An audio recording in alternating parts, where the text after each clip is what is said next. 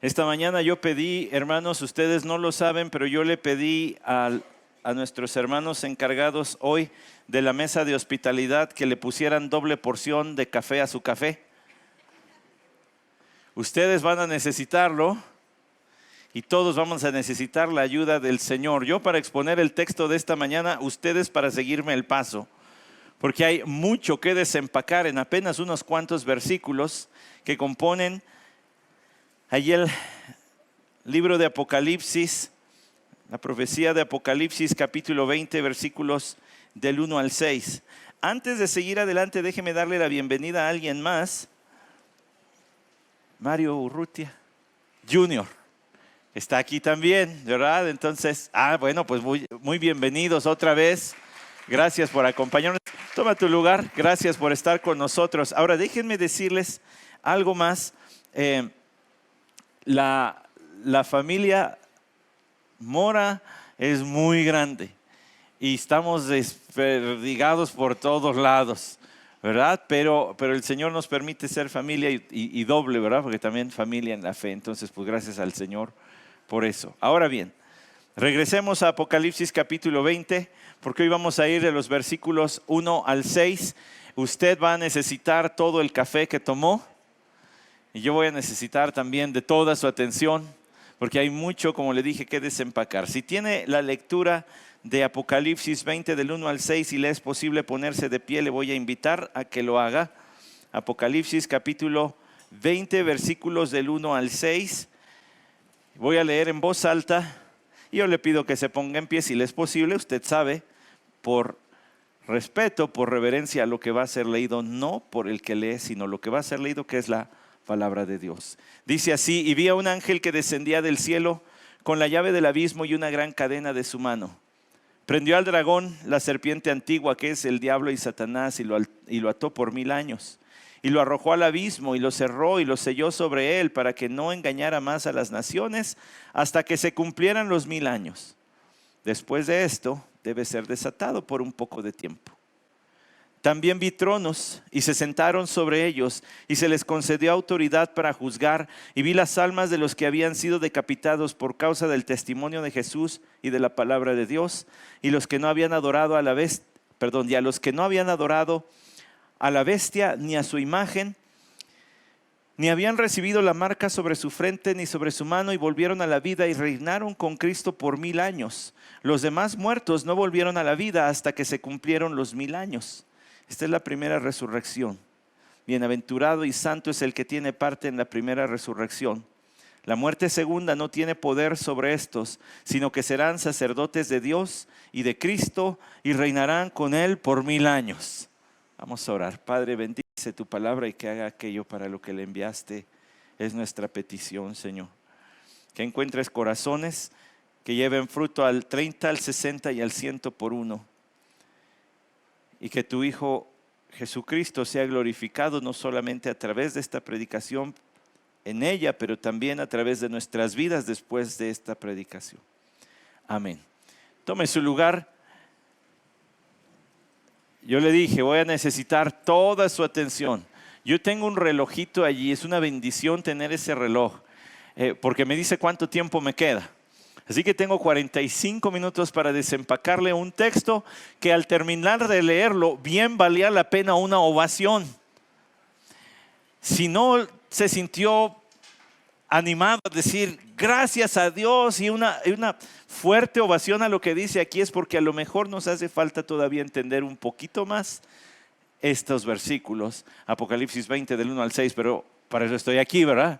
Para ayudar a su entendimiento. Antes que otra cosa, déjeme ponerle una presentacioncita que yo le envié a nuestros hermanos para apoyarnos esta mañana, porque nos dimos pues un pasito al lado durante algunas semanas y hablamos fuera del libro de Apocalipsis durante algunas semanas. Solamente para retomar, aquí está, este es el título, ¿verdad? Que venga su reino y la cita, pero aquí está este diagrama de tiempos y eventos, le he llamado yo. Es un diagrama que utilicé mucho tiempo para enseñar escatología en el seminario Palabra de Gracia y que ha sido útil, incluso otros maestros me lo han pedido para compartirlo y pues estoy viviendo ahora de las regalías. No es cierto. Se los di de gratis, pero ahí usted tiene de izquierda a derecha la eternidad pasada en la izquierda, la eternidad futura a la derecha. La primera línea punteada representa desde la fundación del mundo hasta la primera venida de nuestro Señor Jesucristo.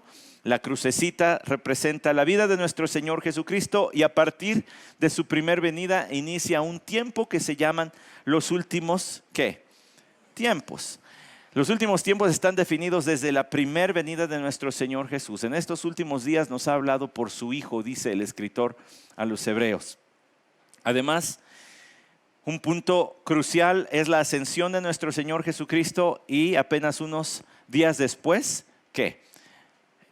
La llegada del Espíritu Santo, el día de Pentecostés. Allí nació la iglesia, allí empezó el movimiento cristiano propiamente dicho. La era de la iglesia culminará con estos últimos tiempos, con la venida del Señor por su iglesia, o sea, el rapto, y por eso hay una iglesita que está allí subiendo. Eso inaugurará 7 años de tribulación. Los primeros 3 años y medio serán muy duros, pero los siguientes 3 años y medio serán los más duros en la historia de la humanidad, puesto que la mayor parte de los juicios, como hemos visto, a partir del 6º sello y hasta la última copa, la 7ª, serán vaciados en esos 3 últimos años y medio, para entonces dar paso a la venida de nuestro Señor Jesucristo con su iglesia, lo que muchas veces se le llama la segunda venida. La segunda venida de nuestro Señor Jesucristo vendrá acompañada de algo más, y aquí es donde quiero que avancen por favor en la presentación. Por cierto, si a usted le interesa estas diapositivas, yo las exporto a un PDF el rato en mi casa y se las pongo en el chat y no hay problema. Y voy a mencionar muchas cosas que a lo mejor va a querer tomar nota. Le aconsejo que vea la repetición. Bueno, ahí en Facebook queda grabado, pero ahorita ponga mucha atención, paladee, se corte, tome notas que quiera, pero que eso no le distraiga del banquetote que el Señor nos dejó en Apocalipsis 20 del 1 al 6. En esta siguiente diapositiva, yo la que tengo aquí es la que tiene solamente 2 flechas en el milenio. No sé por qué se nos fue a esa merita. Esa es la que necesitamos ahorita. Bueno, les decía yo, cuando el Señor Jesucristo venga, su segunda venida, su venida con la iglesia, eso inaugurará un tiempo que la Biblia llama el milenio. Por obvias razones, porque su duración será de 1000 años. Pero ¿quiénes estarán en el milenio, al menos en el inicio? Lo he explicado otras veces, pero vale la pena el repasito porque hoy es el tema de hoy. Estarán creyentes glorificados, que vendremos con Cristo, y estarán creyentes protegidos de la tribulación. Los que vengamos con cuerpos glorificados, esos ya ni se casan ni se dan en casamiento, ¿cierto? Esos ya tienen cuerpos nuevecitos, que ya no están predispuestos al pecado, ya no pecan, ya son hechos santos como el Señor. Pero los que sobrevivan la tribulación, no me gusta ese término, los que sean protegidos en la tribulación y lleguen vivos con cuerpos naturales al milenio, ellos sí se casarán y se darán en casamiento. Y van a disfrutar del más grande paraíso en la historia de la humanidad para su luna de miel. Porque la tierra, el Señor no va a venir a reinar entre escombros. Todo lo que queda, imagínense el mar convertido en sangre, como ya vimos. Pues qué onda, pues bonito paraíso, ¿no? Todo el mar convertido en sangre y las aguas amargas y la luna ya ni brilla bien y el sol menos y los días son cortos. Usted sabe lo que ya hemos visto. El Señor no va a venir a gobernar 1000 años en los escombros de la tribulación, sino que Él restaurará toda la naturaleza, toda la creación, para que refleje su gloria. Toda la tierra será llena, será cubierta por la gloria de Dios. Entonces allí está. Sin embargo, cuando llegue el fin de ese tiempo, habrá creyentes glorificados, creyentes protegidos de la tribulación y su descendencia, entre los cuales no todos serán salvos. Aquellos que entren con cuerpos naturales al milenio van a tener hijos.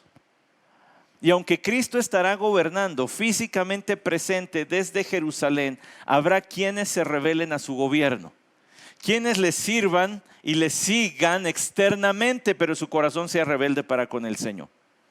Eso explica por qué a partir de Apocalipsis 20, del 7 hasta el 10, Satanás se encuentra a quién organizar para una última revuelta contra el Señor. Los salvos no pueden perder su salvación.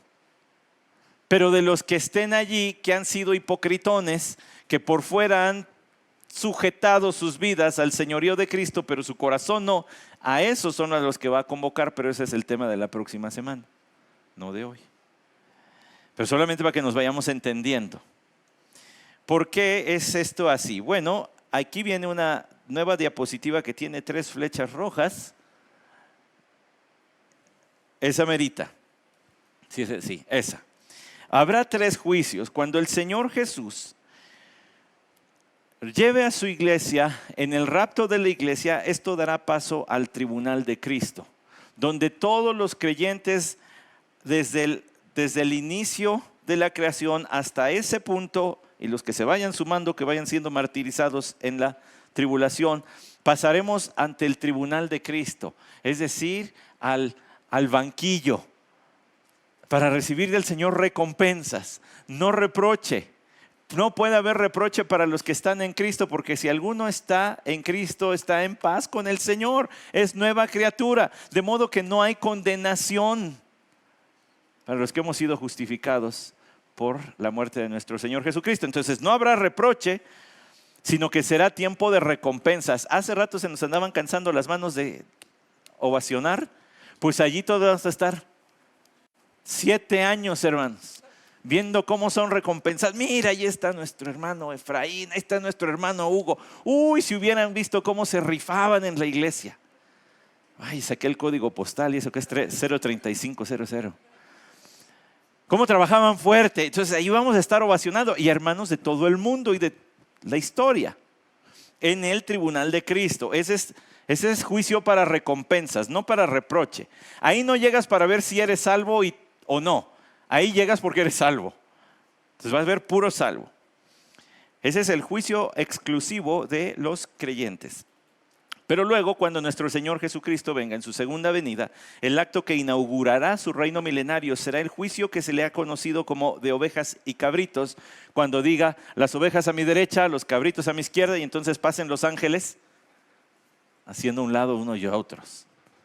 Vaya tremenda labor de los ángeles, ¿no cree? Cuando el Señor contó la parábola del trigo y de la cizaña, ¿qué dijo? No lo traten de separar, abusados. Pero los ángeles iban a separar. Y podríamos hablar de eso, pero no tengo tiempo hoy, otra ocasión. O al rato si me deja invitarle un café. Bueno, inaugura su reino milenario y lo que concluye ese reino milenario es el juicio ante el gran trono blanco que está en Apocalipsis 20, del 11 hasta el 15. Ese será un juicio de solamente incrédulos. El único juicio mixto que hay es el de ovejas y cabritos. El Bema, el tribunal de Cristo, es de creyentes, el trono blanco es solo de no creyentes. Allí estás porque no creíste. No va a haber un creyente que, ay, a mí no me tocaba, pero ya llegué. No. Ahí van a estar puros no creyentes. Entonces le agrego un poquito más, solamente para recordarle que la iglesia pasará por todo lo siguiente. Y aquí viene otra diapositivita más donde quitamos esas flechas y queda solamente la línea roja con todo lo demás que está allí. En esa diapositiva, en esta mera, usted tiene que la iglesia fue predestinada en la eternidad pasada, es llamada durante el tiempo, la era de la iglesia, será preservada de la tribulación. Y esta semana hablaba con amigos otra vez que dicen, no, el rapto de la iglesia va a ser después de la tribulación. Y le dije, ¿ya para qué, mano? O sea, ¿para qué? ¿Subir y bajar? Pues no, tiene que ser antes. Entonces será preservada en la tribulación. Durante ese tiempo será preparada con su arreglito, su vestido, ya lo hemos explicado, el lino fino, con sus coronas, ¿verdad? Para venir con el Señor y ser presentada ante sociedad como la esposa de Cristo. Miren, se burlaron de ellos, pero ¿qué creen? Vienen detrás de Jesús. Y Él viene arrasando con todo. Eso, si cuando anotan aquellos le hacemos así, pues que ahorita no lo hagamos. Y no anotan mucho, ya saben de quién hablo. Y entonces la iglesia será presentada ante todos como estos. Se burlaban de ellos, los martirizaron, pero son de Cristo y vienen tras Él. Y Él viene arrasando. Ya vimos cómo será la batalla del Armagedón. Será una masacre. Ni para el arranque. Pero después de esto, gobernará con Cristo 1000 años y luego será protegida para siempre en la eternidad futura. Seguros desde la eternidad pasada hasta la eternidad futura. ¿Ya le agarró la onda? Nuestra vida, nuestra alma está segura desde antes de la fundación del mundo y lo va a estar hasta la eternidad futura. Siempre me ha gustado hacer eso. La eternidad pasada y la eternidad futura. ¿Por quién? Por Cristo. Ahora sí. Para centrarnos en el tema del milenio, tengo que decirle que una lectura natural de la palabra de Dios, del Apocalipsis, en el capítulo 20, de los versículos 1 al 6, nos dejan ver que debe existir un periodo de 1000 años. 1000 años literales, en los que nuestro Señor Jesucristo tiene que venir a reinar en esta tierra. No puede ser de otra forma.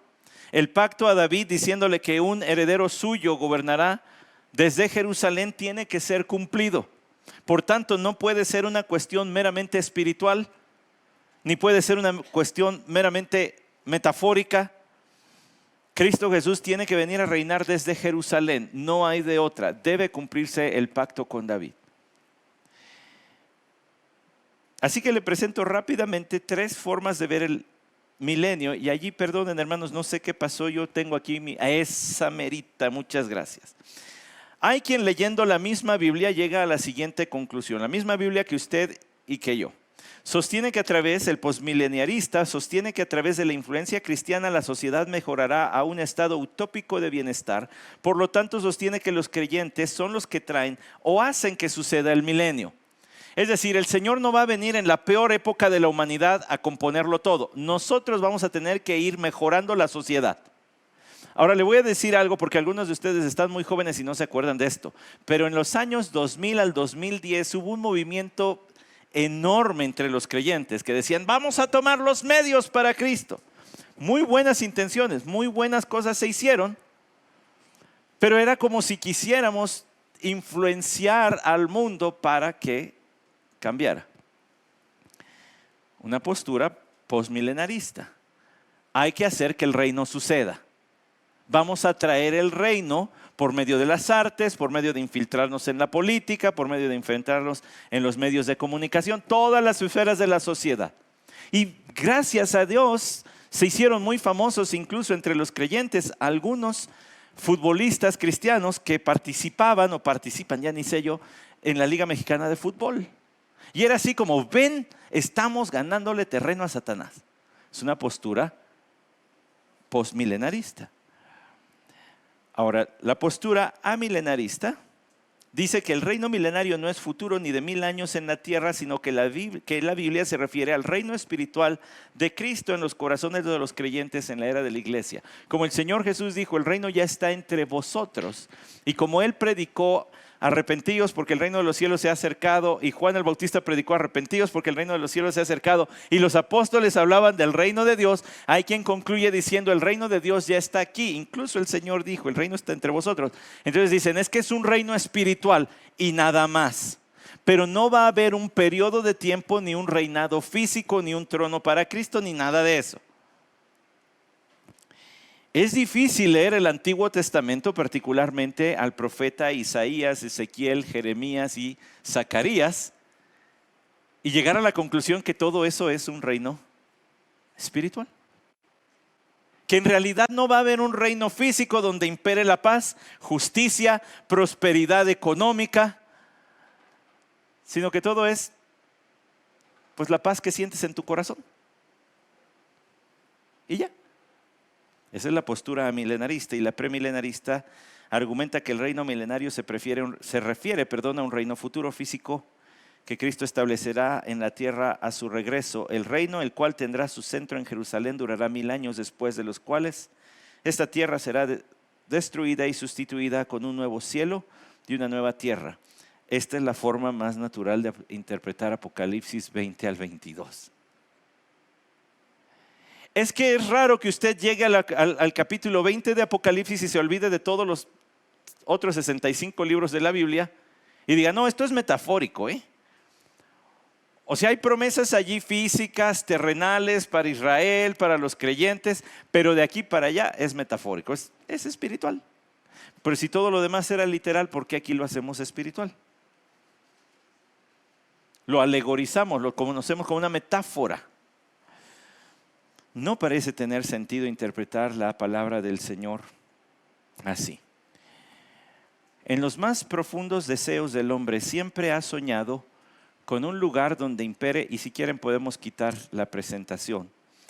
En los más profundos deseos del hombre siempre ha soñado con un lugar donde sus deseos se vuelvan realidad. ¿No hasta decía así cierto centro comercial hace algunos años? Donde tus sueños se hacen realidad. Y dependiendo de sus sueños o a veces de sus pasiones, los hombres han imaginado, pensado, incluso creído que irán a lugares de bendición y de bienestar eternos.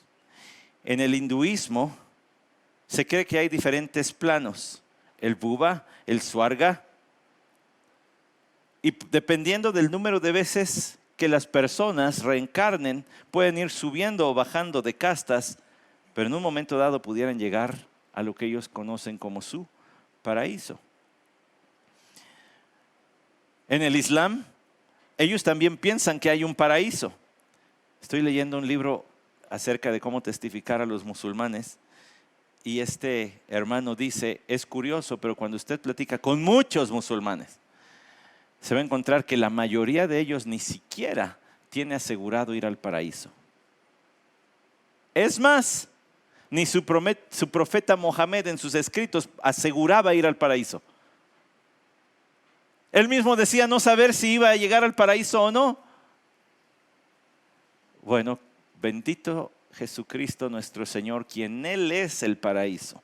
Estar con Él es el paraíso. Y que ha preparado un lugar paradisíaco. He aquí voy a preparar lugar para vosotros. Y además le dijo a aquel ladrón en la cruz, he aquí te digo que hoy estarás conmigo ¿en dónde? ¿Sabía Jesús a dónde iba a ir o no? ¿Y sabía a dónde iban los que le siguen también? Pero en el Islam no. Los musulmanes viven una fe, una religiosidad, unas cargas religiosas de ora tantas veces al día. Ve a la Meca, haz esto, haz aquello. Y ni siquiera tienen asegurado que van a ir al paraíso a final de cuentas. Ni siquiera su profeta tenía seguro ir al paraíso.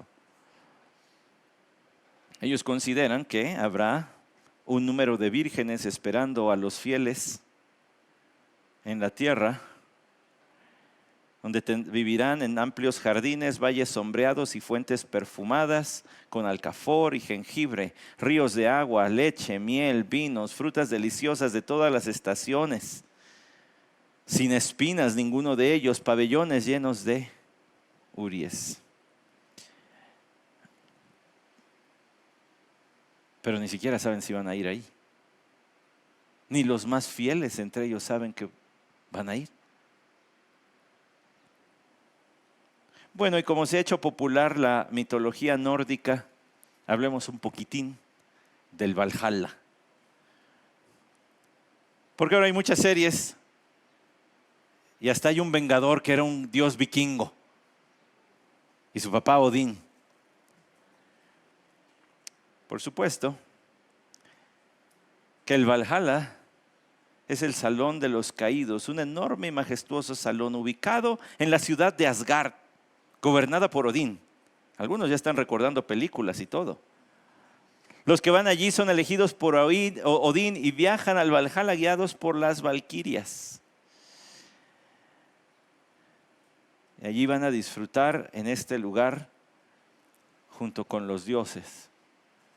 Y si usted pone un poquito de atención a los discursos, a las pláticas entre vengadores, usted alcanza a escuchar estas cosas. Vamos a ir a estar con los dioses. Bueno, pues déjeme decirle algo bien simpático o trágico, más bien. Nociones del Valhalla se pueden encontrar, por ejemplo, en la obra El Anillo de Nibelungo de Richard Wagner. Música. En algunas canciones del grupo británico Led Zeppelin, Black Sabbath, Judas Priest. Espero que no los conozca, pero si los conoce, pues ya ni modo. Es más, se cita este lugar en la película de 1982, Conan el Bárbaro, y también aparece en la versión de 2015 de Mad Max. Este sitio paradisiaco. Siempre ha estado en la mente del hombre un lugar a donde ir, que ya no haya problemas, que haya solo placeres, disfrute. Y por eso cierto compositor dijo, imagina que no hay cielo. Es fácil si lo intentas. Que no hay infierno debajo de nosotros, que por encima de nosotros solo está el firmamento. Imagina a todas las personas viviendo en el hoy, o sea, sin preocuparse por las consecuencias de sus actos. Imagina que ya no hay países. Eso no sería difícil de lograr. Nada que te mate, ni razón por la cual morir. Y ya no hay religión. Imagina a todas las personas viviendo en paz. John Lennon. Pero él solamente lo podía imaginar. Hay uno que lo puede hacer. Y no puede hacer reales los deseos de los hombres en su pecado, sino que hará reales los deseos de su Padre para con sus seguidores. Y Él no lo va a imaginar, Él lo va a traer a la realidad. Y cuando usted lee Apocalipsis 20 del 1 al 6, dice, aquí está. Jesús concretando todo aquello que el Padre se dispuso a hacer. Todo aquello que el Padre prometió. El versículo 1 dice, y vi a un ángel que descendía del cielo con la llave del abismo y una gran cadena en su mano. Prendió al dragón, la serpiente antigua, que es el diablo y Satanás, y lo ató por 1000 años y lo arrojó al abismo. Y lo cerró y lo selló sobre él para que no engañara más a las naciones hasta que se cumplieran los 1000 años. Después de esto debe ser desatado por un poco de tiempo. Imagina la escena después de Apocalipsis capítulo 19, en su final de esta masacre que realizó el Señor. Entonces se encarga del enemigo, del adversario. ¿Sabe usted quién es? Es Satanás, el diablo, este calumniador, es lo que quiere decir diablo. Y Satanás, ¿qué quiere decir? Enemigo. Vi descender a un ángel. Vio Juan a un ángel que venía del cielo, lo cual significa que viene como enviado de Dios, con la autoridad y poder de Dios respaldándole, y dice allí, con la llave del abismo y una gran cadena en su mano. Es una expresión interesante porque estamos hablando del mundo espiritual. ¿Cómo se encadena un espíritu? ¿A dónde se guarda un espíritu? Pero Juan describe la autoridad que le fue dada a este ángel para sujetar a Satanás, para no permitirle más que actúe y echarlo a un lugar que, si se traduce literalmente, es el sin fondo. Abismo quiere decir sin fondo, para significar que no hay escape de allí. Si tiene fondo, entonces tiene piso, y si tiene piso, tiene paredes, y si tiene paredes, tiene una puerta y una entrada que sirve para entrar o para salir. Este es el lugar donde será echado y donde no puede salir, a menos de que el poder de Dios así lo determine, como dice el capítulo 20, versículo 7. Cuando terminen los 1000 años, Satanás debe ser soltado. Pero mientras tanto estará allí. Ahora bien, no nos dice nada de los demonios. Porque uno diría, sí, pero también el Apocalipsis habló de un chorro de demonios que anduvieron sueltos haciendo destrozos. ¿Esos qué? Bueno, si se va el líder, si el líder es apresado, los seguidores son apresados. La primera condición que habrá en el reino milenario de nuestro Señor Jesucristo es un mundo sin influencia satánica ni demoníaca. Y ahí es donde todos deberíamos estar brincando y decir, ¡woohoo! Se acabó, te vas, mano. Bueno, no, mano, porque no es mi hermano, pero te vas.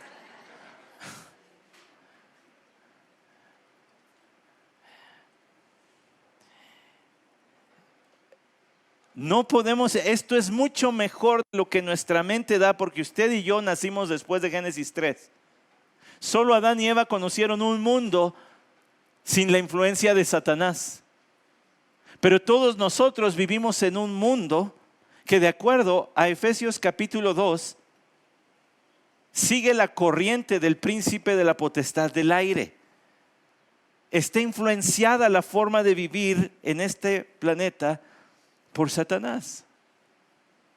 Pero para el milenio y durante el milenio no estará ni él ni sus demonios. Todos. Sáquese de aquí. ¿Se lo puede imaginar? Se habla de Satanás, pero porque este es el líder. Este es el representante. Calla el general y calla el ejército. Ahora espere una cosita.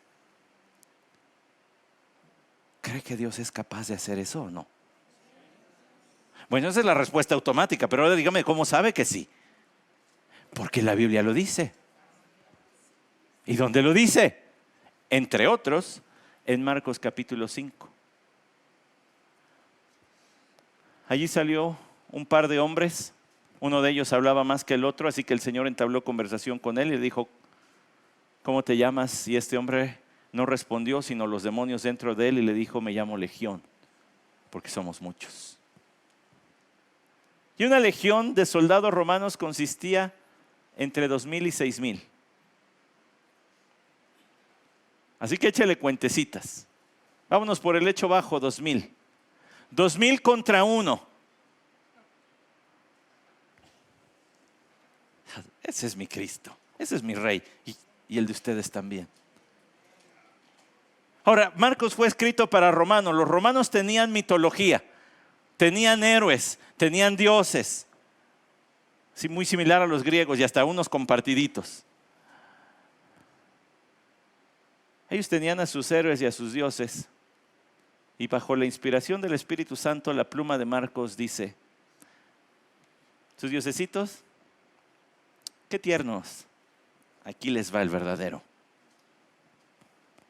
Que se le ponen 2,000 de frente y dice: fuera. Y así como el Señor limpió a un hombre, bueno, a dos, pero se nos enfatiza a uno, de su posesión demoníaca, tiene poder para quitar todos los demás y dejar este mundo limpiecito de la influencia satánica y demoníaca. Ahora viene aquí la cuestión que pica, que duele, porque yo le dije que al final del reino milenario, Satanás será soltado y convocará a una rebelión final. Y allí se encontrará con ¿quiénes? Con los que por fuera pretendían, fingían sujetarse a Jesús, pero su corazón estaba lejos de él, ¿cierto? En un mundo sin Satanás y sin demonios va a haber todavía pecado. ¿Por qué? Porque está en ¿dónde?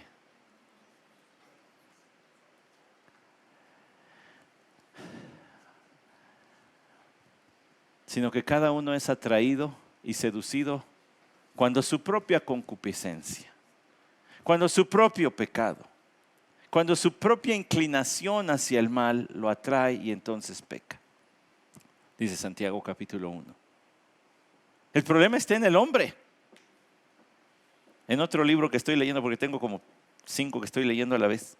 En otro libro que estoy leyendo encontré un ejemplo bien bonito, donde narran un comercial donde va un hombre manejando en la carretera y de su carro empieza a aventar basura. Usted sabe, ¿no? Cuando uno va en un viaje largo en carro, pues te compras unas papitas para mantenerte despierto y un cafecito pues porque es rico, ¿no? Bueno, entonces vas allí y se va acumulando la basura de las diferentes paradas que vas haciendo, pero este hombre en el comercial va lanzando la basura fuera del carro.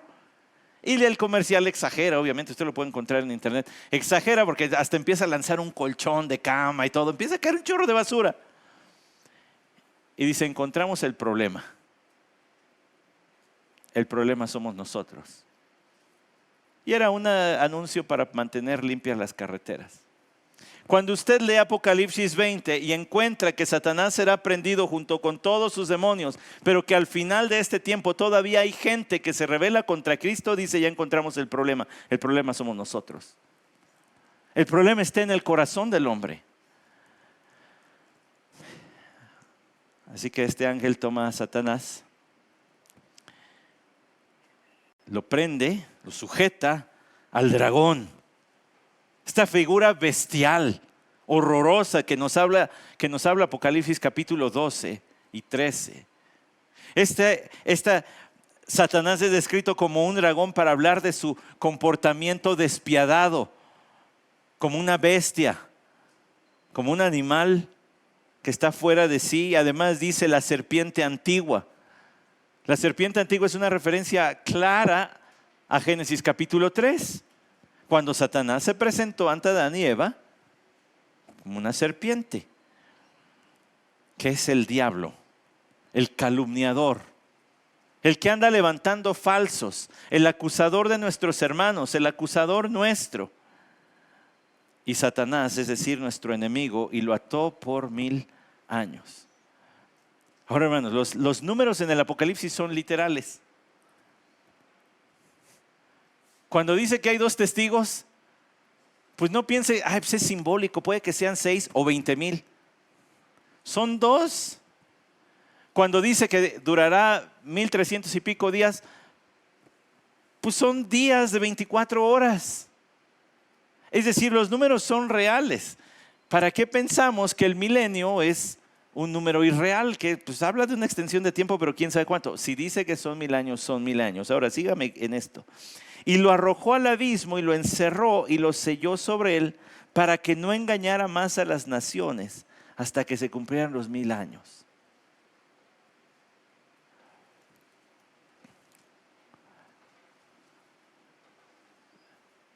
El hombre se ha atrevido a hacer muchas cosas crueles. Y hemos sabido de niños, creo que esto lo hemos visto todos en las noticias, ¿verdad? De niños a quienes se les han administrado dosis de agua en vez de los fármacos que necesitaban. Y bueno, es que el paciente no tiene el ojo experto del médico para identificar si era o no un medicamento. Pues si el médico dice, pues yo le creo que esto es lo que necesito. Eso es una tremenda crueldad. Es un acto despreciable, horroroso. Pues peor es el que Satanás ha hecho muchas cosas que parecen llevar a Dios, pero no llevan a Dios. Y muchas de ellas parecen llevar a Dios porque tienen elementos de la Biblia. Tienen por allí conceptos de la palabra de Dios. Y entonces parece que sí van a conducir a Dios, pero no llevan a Dios.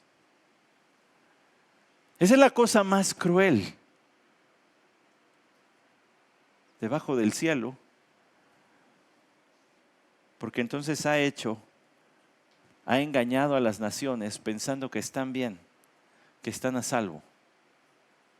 O aquellos que se apartan de toda religión y dicen, pues eso no es real, eso es para los tontitos, eso es para los de fácil, de mente sencilla, que los pueden arrastrar. Yo soy tan inteligente que mira, yo sé que Dios no existe y que la ciencia nos explica, o que la ciencia tampoco nos explica, pero simple y sencillamente no hay Dios. Y Satanás ha engañado. Aún con el ateísmo. Y en todas sus presentaciones y formas. Son engaños satánicos. Pero va a estar encerrado por 1000 años. Para que no engañe más. Los que se pierdan, va a quedar claro, como ha sido en toda la historia de la redención, pero en ese tiempo va a ser todavía más claro, que los que se pierdan se perderán por su propio pie. Porque ellos decidieron rechazar a Cristo y desconocer la palabra de Dios, que es la verdad. Siempre ha sido igual. pero sin influencia satánica ni demoníaca, y quedará clarititito que es el corazón del hombre el problema. Ya encontramos el problema somos nosotros. Pero en ese lugar, en ese periodo de tiempo de 1000 años,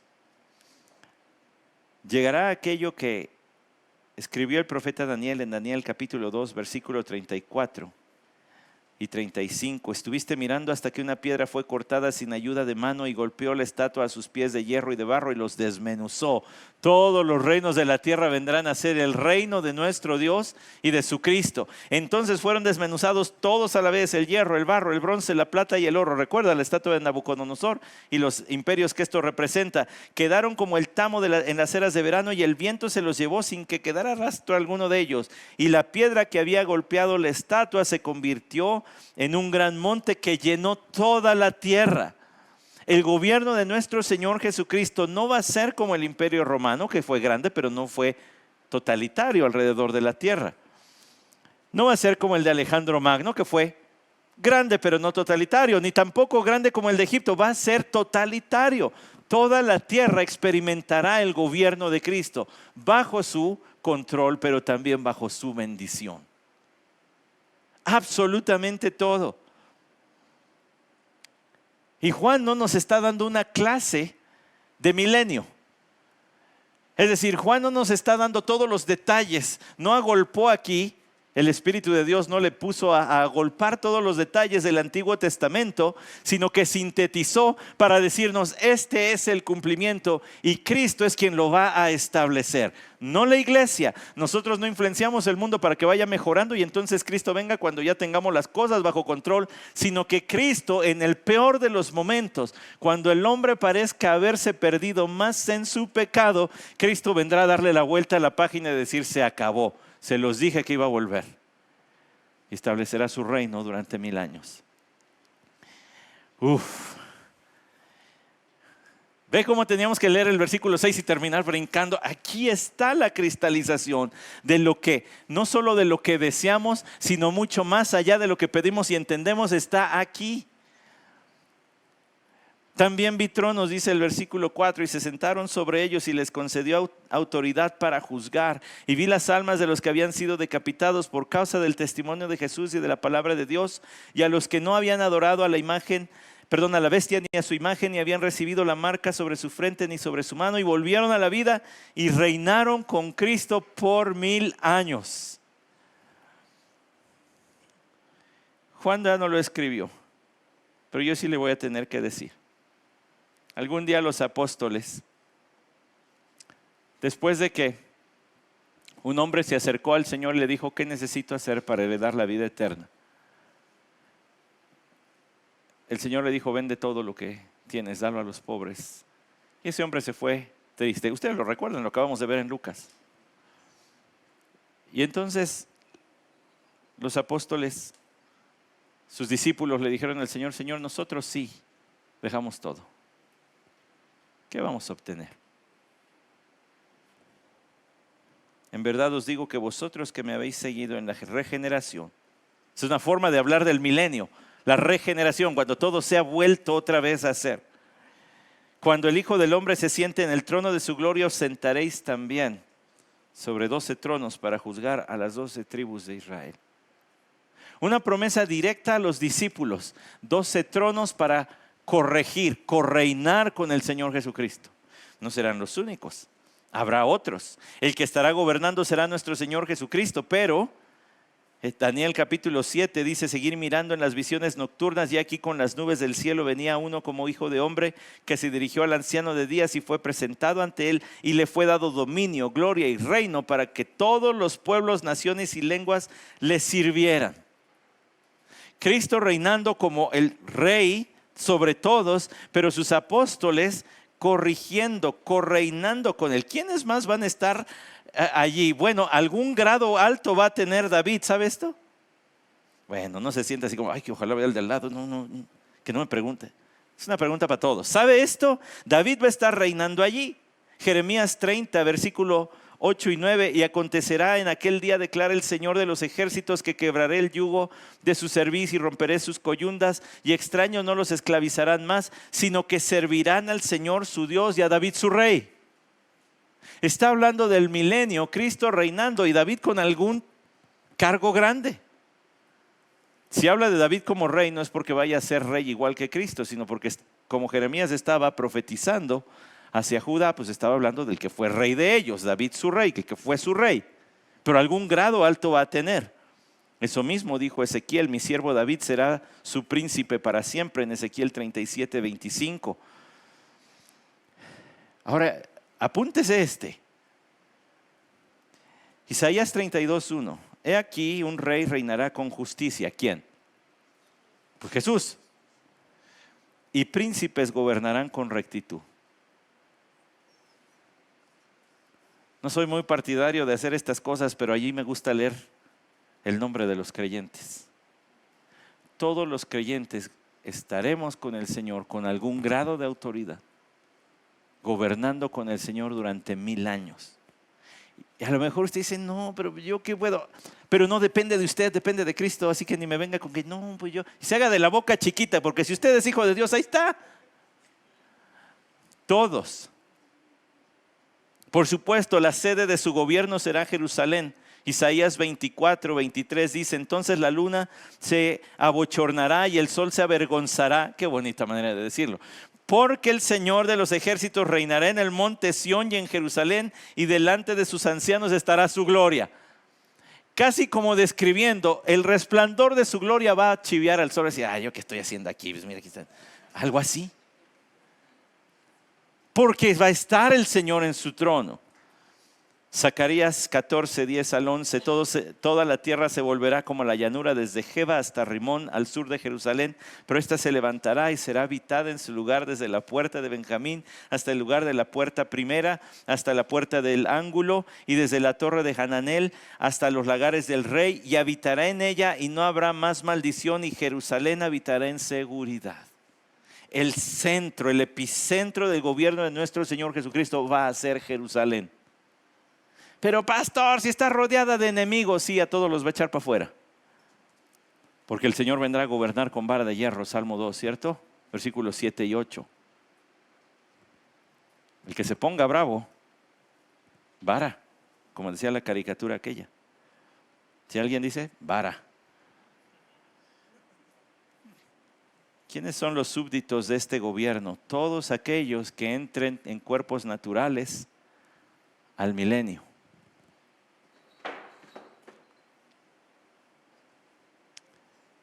Este será un gobierno justo.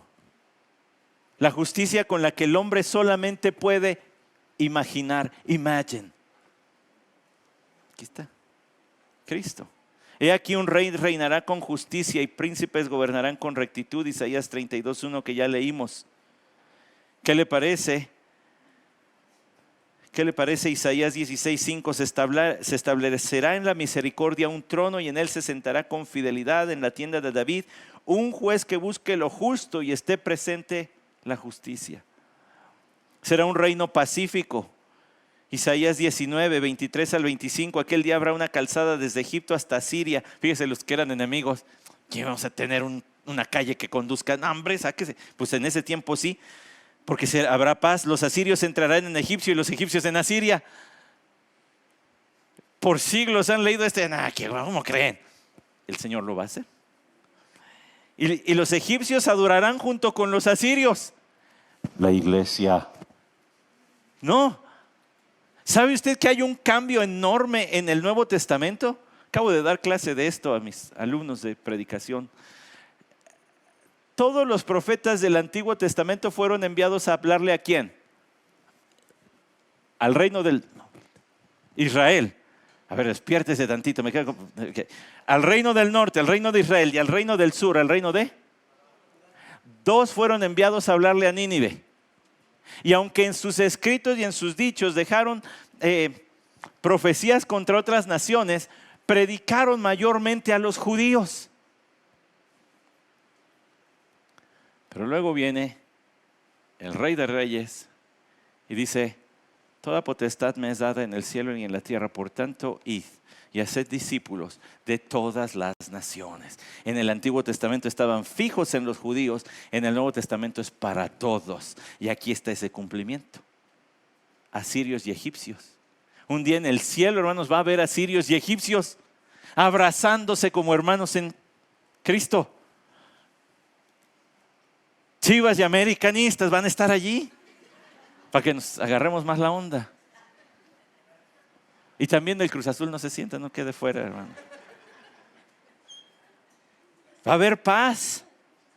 Va a haber paz. Un reino pacífico.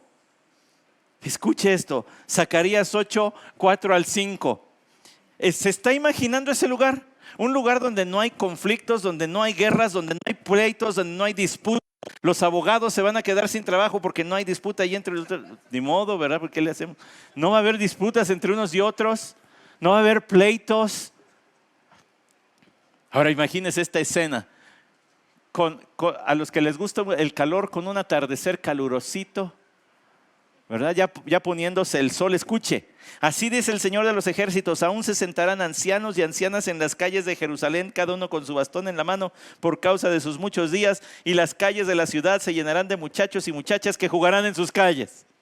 Y ahí van a estar paraditos con su bastón o sentaditos disfrutando de la puesta del sol y el montón de chamacos corriendo.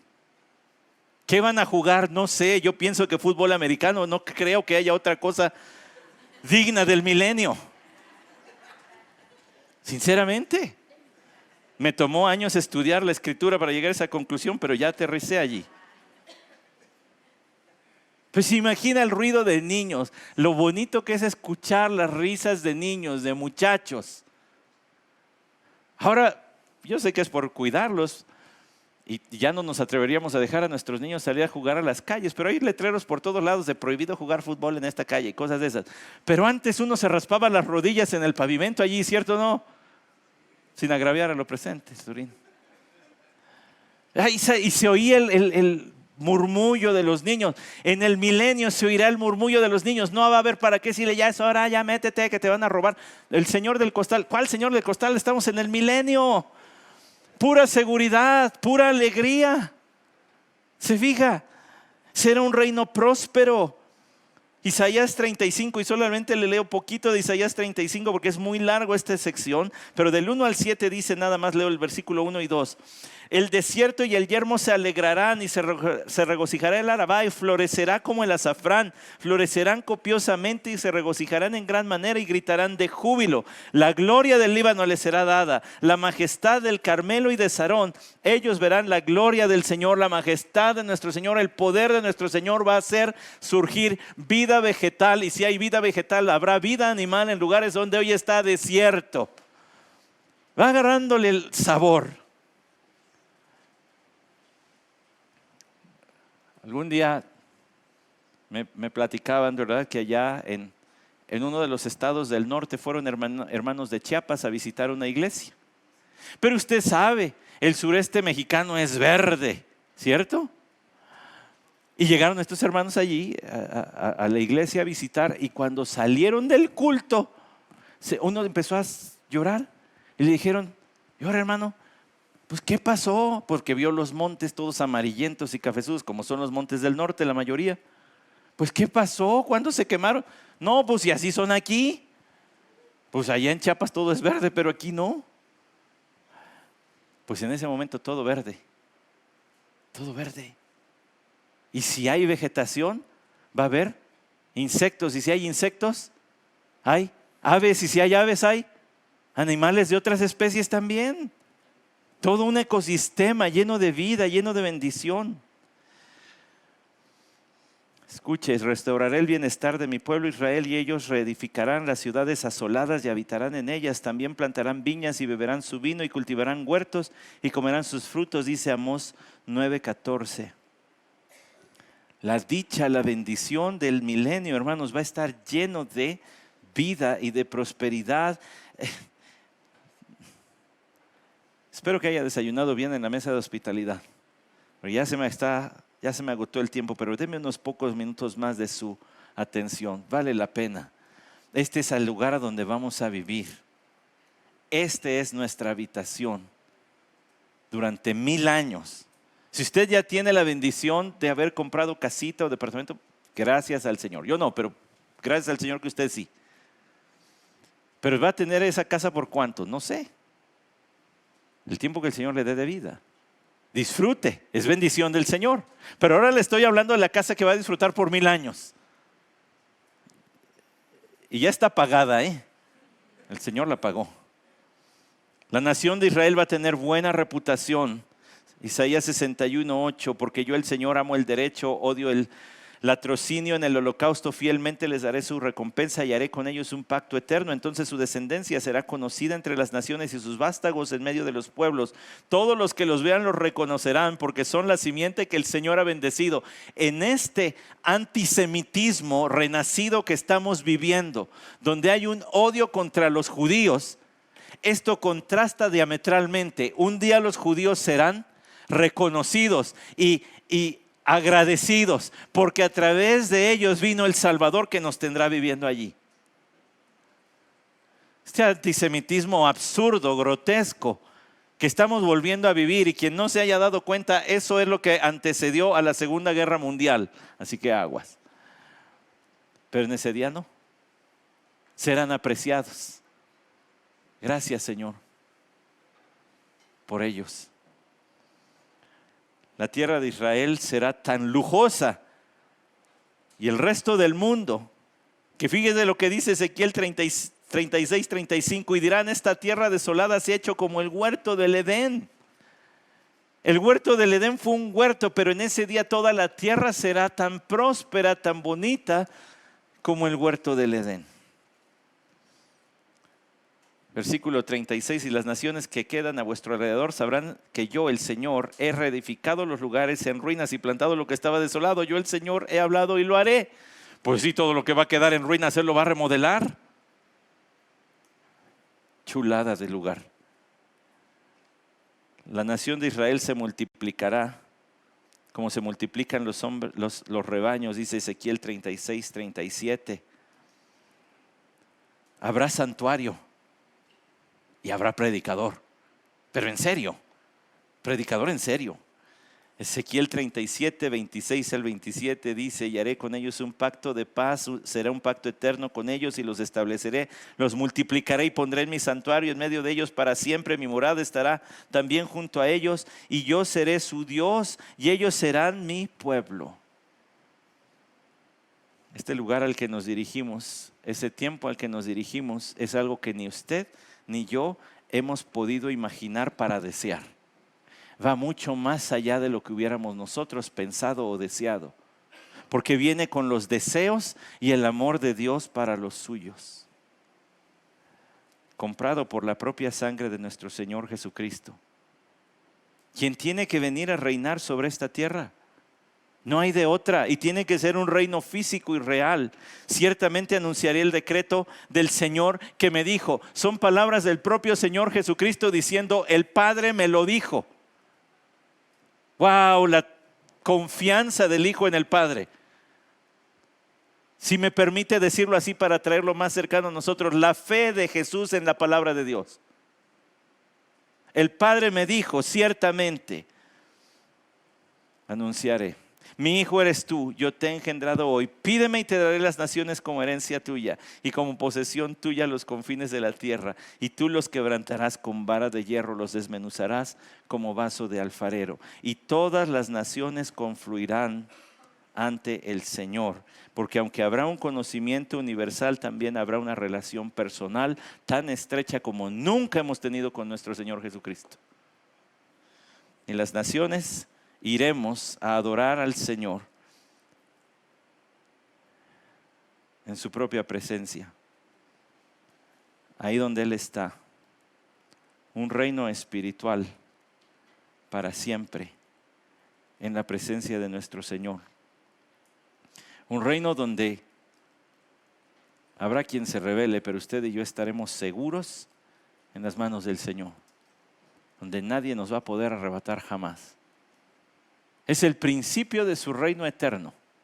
Es la primera etapa del reino que después durará el resto de la eternidad. Ya no saldremos de esa situación de bienestar y de dicha. Jamás. Así que soporte esta leve tribulación momentánea, porque es por un ratito. Y aunque nos acompañe el resto de nuestros días, solamente va a ser un ratito. Juan empaquetó todo eso aquí al decir, y se sentaron, y reinaron, y revivieron por 1000 años. Pero qué clase de vida, qué clase de gobierno, qué clase de lugar. Pues yo creo que si estuviera aquí el anciano Juan diría, bueno, primero diría hasta un lado y yo con gusto le cedería el púlpito, pero además de eso diría, pues lean el Antiguo Testamento para que vean por qué no les dije más. Porque todo está allá.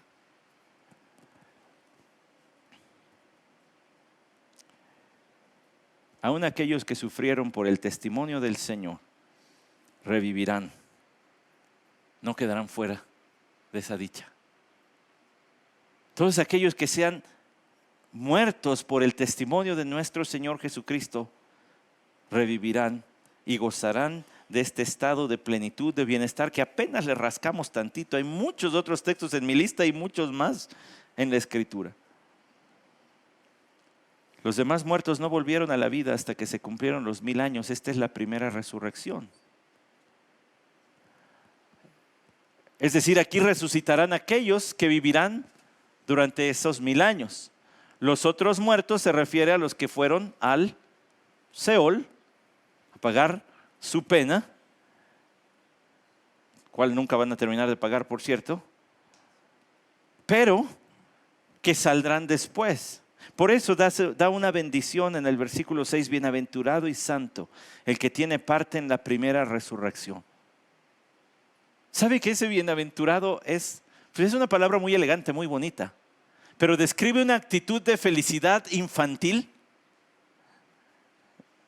¿Ha visto a los niños cómo van brincando cuando van bien felices?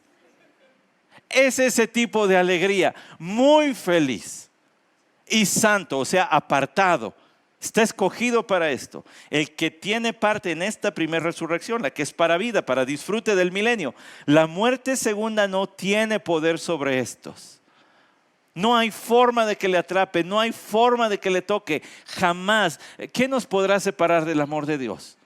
O tribulación, o muerte, aquí está, la muerte no le puede separar. La muerte no le puede tocar, la muerte es segunda, la muerte espiritual. Aunque haya muerto una vez físicamente, la segunda muerte no le va a hacer ni cosquillas. Sino que serán sacerdotes de Dios y de Cristo y reinarán con Él por 1000 años. El sacerdote era el representante del pueblo ante Dios. El rey era el representante de Dios ante el pueblo. Por eso debía guiar en devoción, debía ser ejemplo de devoción, de justicia, de una vida recta. Pero el sacerdote venía ante el Señor a presentar los sacrificios del pueblo, a mantener la comunión. Y todo creyente será sacerdote de Dios y de Cristo, como lo dice primera carta de Pedro capítulo 2 versículo 10, sino que nos ha hecho que un pueblo de sacerdotes, sacerdocio santo, y reinarán con Él por 1000 años. Allá vamos. Entre más pronto mejor, Señor. Entre más pronto mejor. Esos son los textos que desapegan el alma de las cosas del mundo, ¿no cree? Son las cosas que le quiebran los brazos al materialismo que nos quiere abrazar y que se nos trata de infundir por todos lados. Compra, vende, ahí está la felicidad. No, me espera algo mejor, mucho mejor, que ni siquiera imaginé, que Dios imaginó para mí. Y si proviene de Él, entonces debe ser lo mejor que jamás me vaya a suceder en mi vida. ¿Está listo? Yo sí. Que venga el Señor. Ven, Señor Jesús, ven pronto. Señor Jesús, ven pronto. Y prepara a tu iglesia para ser presentada ante el mundo como tu iglesia. Para que vengas y tomes lo que te corresponde y recibas la adoración de toda rodilla doblada y de toda lengua confesando que eres el Señor. Y así el Padre reciba gloria, puesto que Él te ha hecho Señor sobre todos.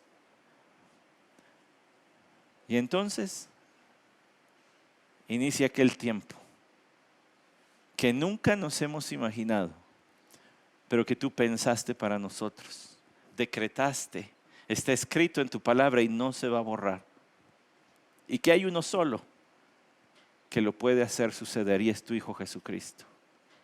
Los hombres continuarán imaginando, continuarán creyendo en falsas esperanzas y algunas de esas esperanzas ni siquiera son seguras, ni siquiera las pueden decir de hecho que las van a tener, pero nosotros sí, nosotros sí. Y si morimos hoy vamos a ir directo. En ese mismo segundo nuestros ojos se van a abrir para ver el rostro más bonito que hay.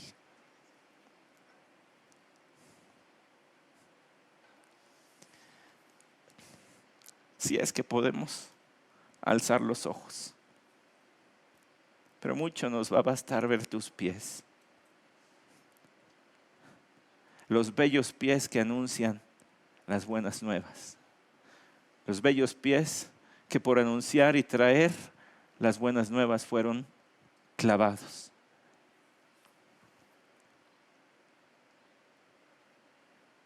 Y si es posible, concédenos una cosita, si no es mucho pedir. Permítenos abrazar esos pies.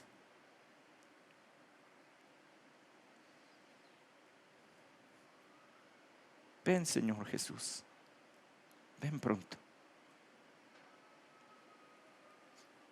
Amén.